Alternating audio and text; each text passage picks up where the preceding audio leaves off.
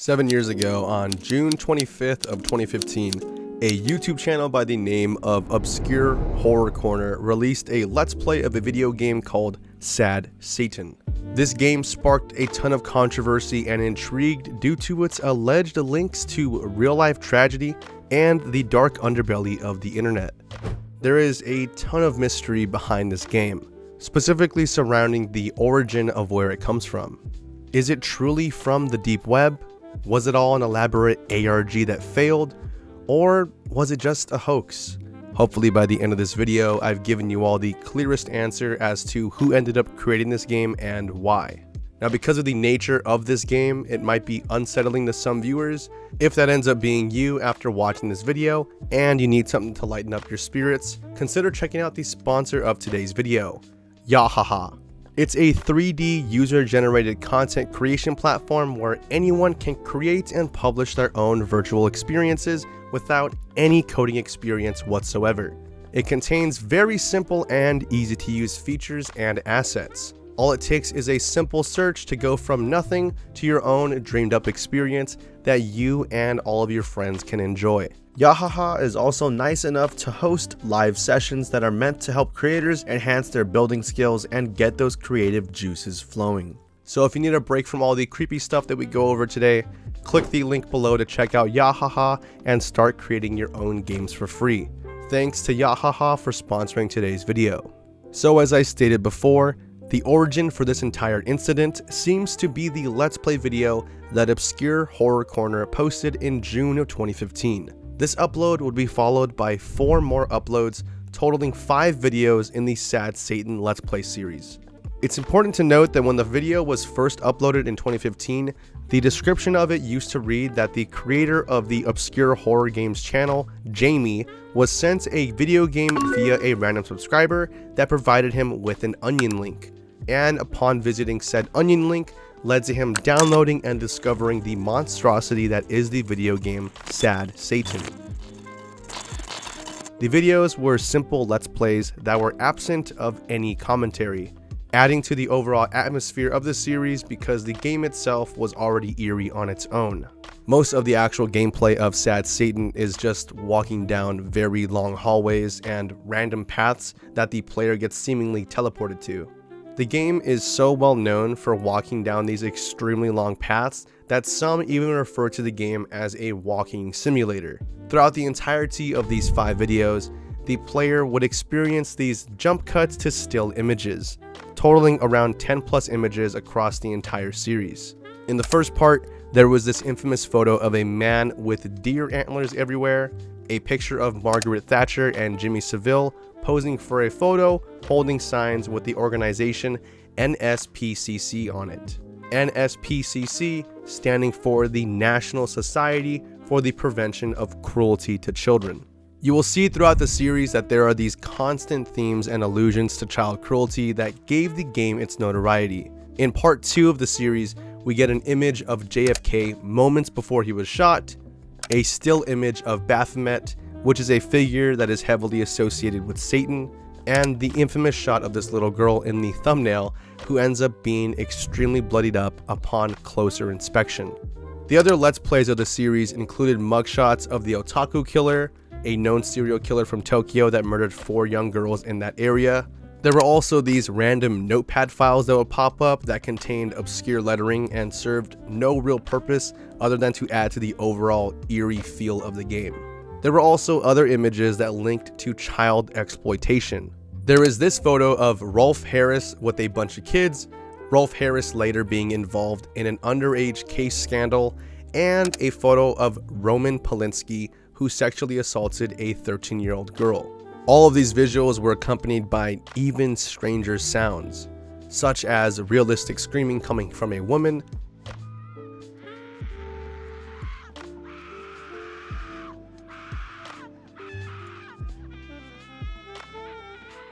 This was also later revealed to just be stock sounds that somebody found, and we also had these random clips from speeches and talks with notable evil people, such as a voice clip from Charles Manson, and this voice clip from an Adolf Hitler speech. All of this, the obscure visuals, the scary sounds, the eerie atmosphere, and the haunting backstory of someone being given this game via the dark web, all strung together to create a truly disturbing story of a truly disturbing game. So disturbing that an author on Kotaku ended up doing a piece on it dated July 1st of 2015. The article added to the overall hype of the game and ended up blowing it up from just being a known piece of media to extremely popular. It also left us with a few very important pieces of information that help tie this entire story together. First and foremost, it seemingly confirmed that the game was downloaded from somebody on the dark web. This is because the article explained that they spoke to the so-called subscriber that tipped off Obscure Horror Corner to the whereabouts of the video game. The anonymous subscriber stated that they first found out about the game on a deep web forum and that the user never specified whether it was his own content or someone else's. But I presume it was the user's game. He signed off his post with the letters ZK. This ZK is extremely important. You see, a few days after this was posted, the last video of the Sad Satan series was uploaded, and things got extremely real when a user by the name of ZK posted to 4chan with a download link to what he stated was the actual Sad Satan game. And to everyone's surprise, it was a real working link to a game titled Sad Satan, and what was inside was much worse than anyone could have expected. People noticed that this version of the game was not even close to the same one that Jamie had played on his channel. As you progress in the game, you'd see images of corpses, gore porn, and CP. This sparked a frenzy of people trying to figure out who exactly made this version of the game because it was vastly different than the one Jamie played on his channel. So what the heck is actually going on here? We have two different versions of the game, but seemingly no explanation as to why we have these two different versions. People were obviously confused. In the earlier mentioned Kotaku article, there was a proposed theory that this channel by the name Scarebear might have been the creator of the game. This was due to the fact that they used to have a video titled Sad Satan. And if we cross-match this username to a Reddit user that commented on the forums of the Sad Satan subreddit, we get to this user, ScareBearZK. What's off-putting about this fact is that the user made his account 2 days after the article came out, which led many to believe it was simply a troll account. However, I don't buy it for a few reasons. For one, he leaves comments like this: Country Road 2100 block, Fridek 1401. The truth is stranger than fiction. If you type this into Google directly, you will get linked to an article of an unfortunate incident that took place in Lubbock, Texas, taking the life of a woman named Kelsey Cook. In addition to this one comment, he also left others like this one stating, hiding in plain sight right under your noses. If we take a look back at the channel Scarebear, there is a video titled Downtown Nacho that has this man in the credits, Gary Graves. If we take a quick Google search for Gary Graves, we find a man in Lubbock by the same exact name that was arrested for possession of what? CP. Based on the fact that Scarebear was going around mocking those for possibly being the creator of the Sad Satan version that had CP in it, and this man, Gary Graves, is also associated with Scarebear's channel and was arrested for the possession of CP, I think it's safe to say that Gary Graves is Scarebear. But that's just one piece of the entire story. We still have one loose end to tie up, which is Jamie's side of the story. Instead of just saying, well, we may never know and, all that mumbo jumbo, I'm gonna leave you guys with what I think happened. I think Obscure Horror Corner genuinely had no connection to the game besides his original story. The reason I believe this is because his older videos were much of the same as the Sad Satan series. It was him silently playing scary video games and posting them to his channel for nearly an entire year before the Sad Satan videos dropped. One thing that people get hung up on when talking about Jamie's side of the story is the fact that it has a ton of holes in it. For example, the supposed onion link he gave in the description couldn't have been real. One user pointed out that because the onion link that Jamie provided us had the number 9 in it, It proved that this onion link was actually fathomed up, because all onion links only contain digits 2 through 7. So there's no way this was an actual working link. When confronted about this, Jamie explained that the original game did in fact contain CP and gore in it, and he didn't want to associate with that part of the game, but he still wanted to play it on his channel for whatever reason. However, if we look at the comments from the Reddit thread that Jamie partook in, he stated earlier that there was no CP in it. So what gives? Well, if we take a look at the other comments that Jamie has left on other videos, it explains that he's clearly into making video games and claimed in a video prior to Sad Satan that he was working on his own video game at that moment in time. What I think actually happened was Jamie got sent the video game by a subscriber a long time ago before the Sad Satan series even popped up. I think he downloaded it, saw the crazy CP and whatnot, and decided it was too risky to play the game live himself. But because he liked the overall atmosphere and the look of the game, I believe he took it upon himself to recreate or reimagine the game himself using the Terror engine, creating what we see played on his channel. This would explain the incomplete feel of the game and the fact that there was no real ending on the finale of the series. It simply ended with him getting stuck in a final room with no way out, which to me seemed like a cheap cop-out for the ending of the series because of the controversy that was coming about. Because if you think about it, if you made your own game, you would probably end up doing it quite quickly, and not having an actual final ending or final room would be an easy cop-out to creating an entirely fake series.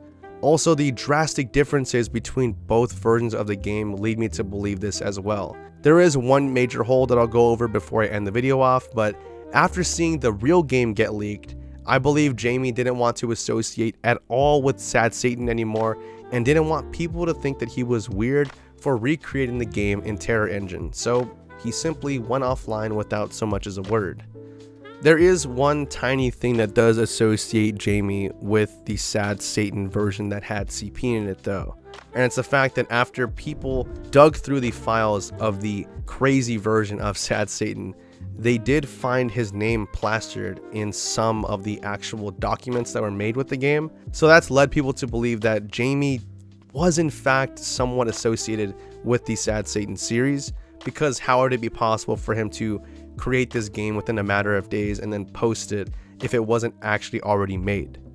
This is all just my thoughts and speculation on the game, and a lot of this information is in fact public, and I've kind of gathered what I've seen from a lot of other videos and other Reddit threads and resources that I found to kind of compile this complete history of the game, a very short look at what Sad Satan was. But there really is no final answer about this. We've never gotten a clear cut answer as to who it was, but the remnants of Sad Satan are what I've laid out in this video. The Scare Bear channel, the last of what was uploaded to the Sad Satan series with all the descriptions cut out, and this strange user that appeared out of nowhere.